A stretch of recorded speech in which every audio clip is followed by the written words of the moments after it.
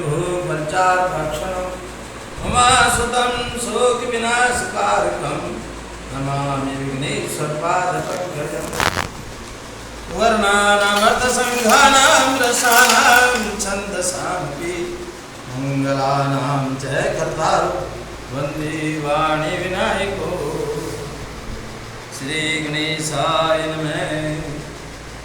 श्री सत्यनारायण भगवान की जय। अपने अपने गुरु महाराज की जय। बोलो नगर खेड़े की जय। परम श्रद्धेय कल्याण की भागी आत्माओं, माता बहनों, सभी भक्तजनों, बहुत ही सुंदर श्रावण मास। श्रावण मास में भी क्या तिथि आज सप्तमी। श्रावण मास में श्रावण मास में ऐसे तिथि देखने की जरूरत नहीं है। माघ मास में, श्रावण मास में, कार्तिक मास में इनमें ज़्यादा तिथि देखने की जरूरत नहीं, क्योंकि इनके कोई भी कभी भी करो सब पवित्र माने गए, सभी जो है बहुत ही अच्छे दिन माने जाते हैं। ऐसे भी भगवान का भजन जब भी करो तभी अच्छा होता है। सत्यनारायण भगवान की जो कथा है, वास्तव में लीलावती और कलावती की कथा तो सभी ब्राह्मण भी, विद्वान भी, सभी लोग करते हैं, लेकिन वास्तविक जो सत्यनारायण भगवान की कथा है उसको कुछ कुछ लोग भूल जाते हैं, कोई कोई उसको विस्तार से करते भी। सत्यनारायण शब्द तब आया तो एक बार दैत्यों में और देवताओं में युद्ध हुआ और वो युद्ध देवताओं ने जीत लिया। जब देवताओं ने युद्ध जीत लिया तो जीत करके उसके बाद उसका उत्सव मना रहे थे हर्षोल्लास के साथ कि मैंने फला दैत्य को हराया, मैंने फला राक्षस को हराया, मैंने फला राक्षस को। इस तरह देवताओं को आपस में अहंकार हो रहा था, घमंड हो रहा था। तब जिसको हम भगवान कहते हैं, ईश्वर कहते हैं, शिव कहते हैं, तो उसने सोचा है देवताओं को तो अहंकार हो गया, घमंड हो गया, और घमंड और अहंकार जो ये वास्तव में पतन के कारण हो गया, तो इनकी ये शंका का समाधान करना जरूरी है।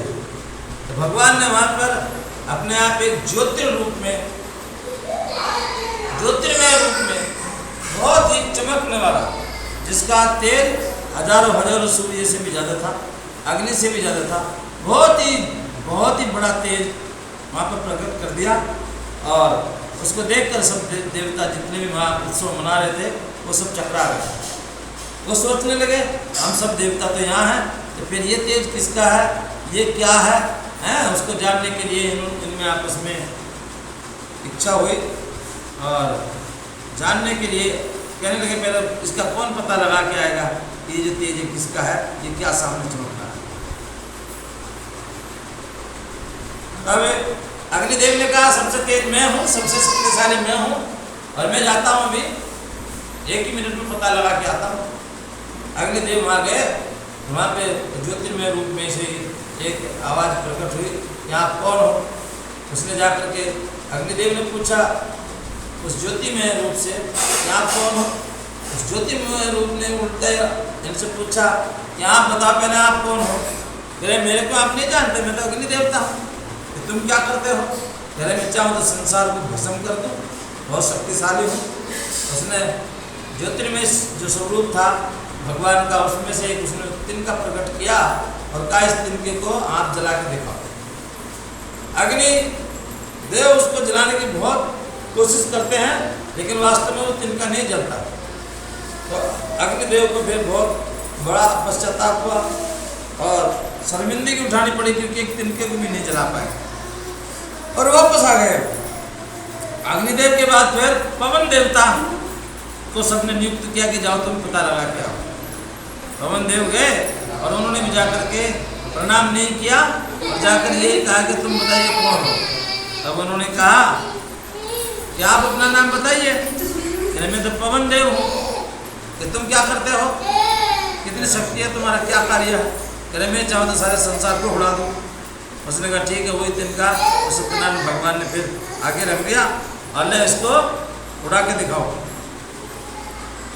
कोई भी नहीं उड़ा पाए, तो फिर सब बहुत शर्मिंदगी हो गई और सभी देवता समझ गए कि ये कोई दिव्य शक्ति है, और सब एकत्रित होकर के उसकी शरण में आए और कहा, प्रभु हमको तो मालूम नहीं, आप बताइए आप कौन हो। तभी भगवान श्री सत्यनारायण भगवान के नाम से वहाँ प्रकट हुए, चतुर्भुज रूप में भगवान ने दर्शन दिया।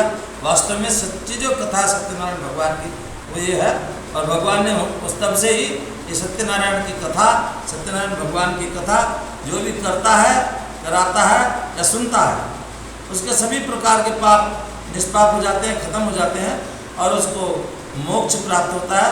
उसके घर में रिद्धि सिद्धि का भी भंडार भरपूर होता है। कोई भी गरीबी दरिद्रता उसके घर में नहीं रहती।